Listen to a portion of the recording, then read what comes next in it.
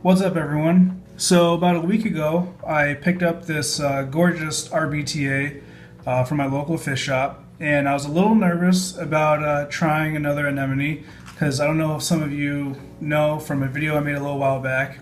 I picked up a purple-tipped sebae anemone, and I believe he had a foot injury because he never really fully acclimated to my tank. I mean, he was open a lot, but he never really picked a place to attach and would just move around. And, like I said, he was fully open, but just never would really attach. And so he did end up finally dying when I noticed, I think, what was his internal organs coming out of his foot. And that's when I learned about the possible foot injury, which I never really noticed. So I did some more research, let some time go by, and finally I was at the local fish shop and I saw this anemone. I was just like, I have to have this. And I'll get some closer shots in a second, but it is an RBTA, but I guess it's technically a rainbow anemone just because of the fact that it has a slight color morph.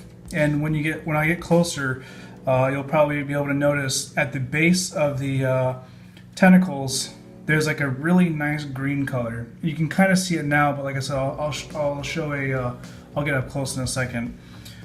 So I acclimated him to my water when I first brought him home, and I placed him in the tank, and within maybe about an hour or so, he attached right away. And although he attached on the back of some rock, and I really didn't like that placement, and so rather than trying to move him, and I didn't, I was scared that maybe I would injure his foot. If I did that, I simply just flipped the rock over.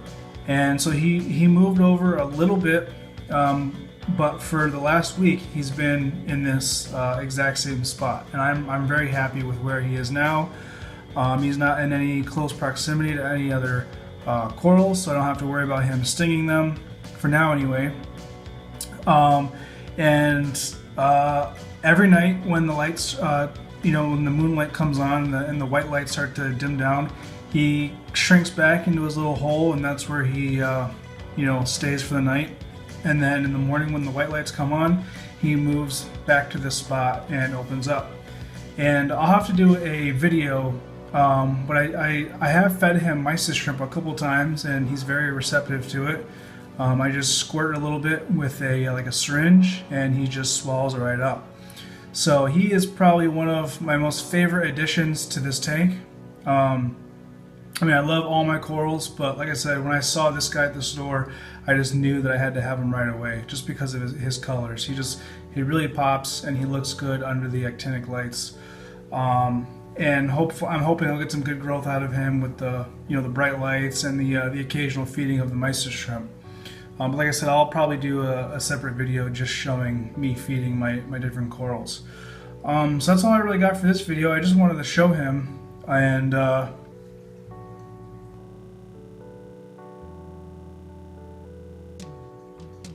alright, so I got the camera off the tripod so I can get a little bit closer and just show you the colors on this guy are just something else. He's still got the bubble tips, which is pretty cool. You don't see that too often, but I imagine, like most RBTAs, the tentacles will probably straighten out here in a couple months. You never know. But man, the colors on this guy are just something else. You just don't see that. Typically RBTAs are just all the same color, and there's the clownfish being camera hogs.